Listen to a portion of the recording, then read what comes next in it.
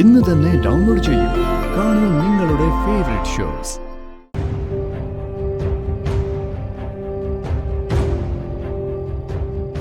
എന്നാലും ഞാൻ ഒരാളെ കൊല്ലുമെന്ന് ഒരു നിമിഷമെങ്കിലും അച്ഛൻ വിശ്വസിച്ചല്ലോ.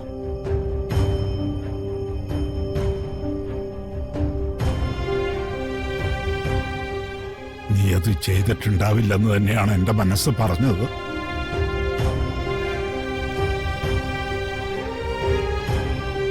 പക്ഷേ നീ പ്രിയങ്കയോട് പെരുമാറിയത് പൊറുക്കാൻ പറ്റുന്ന കാര്യമായിരുന്നില്ല.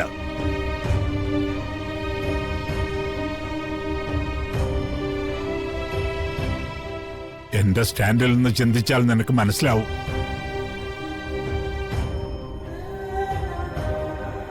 വരുൺ, എടാ, ഓരോന്ന് പറഞ്ഞ അച്ഛനെങ്ങനെ വേദനിപ്പിക്കുന്നത് ശരിയല്ല.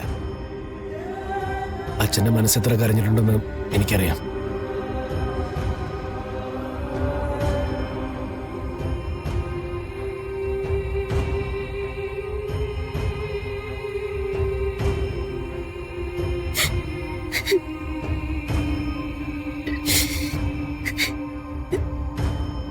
എന്താ അമ്മയ്ക്ക് ഇപ്പോഴും വിശ്വാസമായില്ലേ?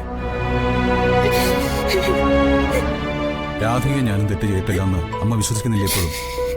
ഇല്ലേ?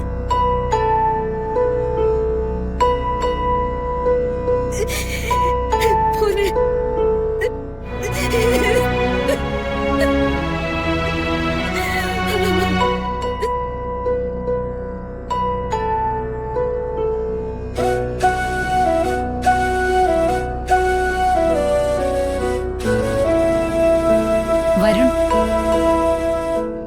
സത്യത്തിൽ ചെറിയച്ഛൻ നിർബന്ധബുദ്ധി പിടിക്കാത്തതുകൊണ്ടാ ഇതിങ്ങനെ അവസാനിച്ചത്.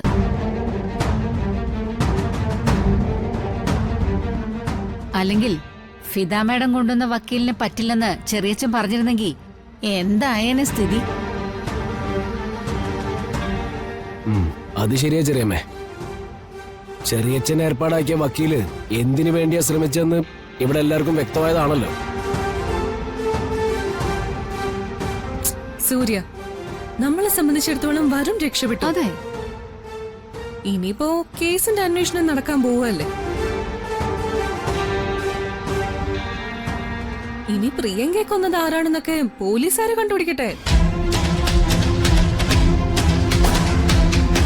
അതിന്റെ പേരില് നമ്മൾ തമ്മിലൊരു തർക്കം വേണ്ട. വരുൺ ഏത് ക്ഷേത്രത്തിലാ പോയത്? ഞാൻ ക്ഷേത്രത്തിൽ കയറിയില്ല, പുറത്തൊന്ന് തൊഴുതായിരുന്നു. മനസ്സൊന്ന് ശാന്തമാകാനുണ്ടായിരുന്നു, അതുകൊണ്ട് അല്പനേരം നിന്നു, അത്രേ ഉള്ളൂ. നാളെ ഞങ്ങളും പോകുന്നുണ്ട് ക്ഷേത്രത്തിലേക്ക്. വഴിപാടുകളും ഞങ്ങൾ നേർന്നിട്ടുണ്ട്. എല്ലാം നടക്കട്ടെ എടുത്തി. പക്ഷേ ഈ ഓട്ടം മുഴുവൻ ഓടുന്ന സമയത്ത്, എല്ലാവരും എന്നെ ഒറ്റപ്പെടുത്തിയ സമയത്ത് ഒരേ ഒരാളെ ഉണ്ടായിരുന്നുള്ളൂ. എന്നെ തൊട്ടു തലോടാനും കൂടെ നിർത്താനും. ദാ എന്റെ മുത്തശ്ശി. മോനെ,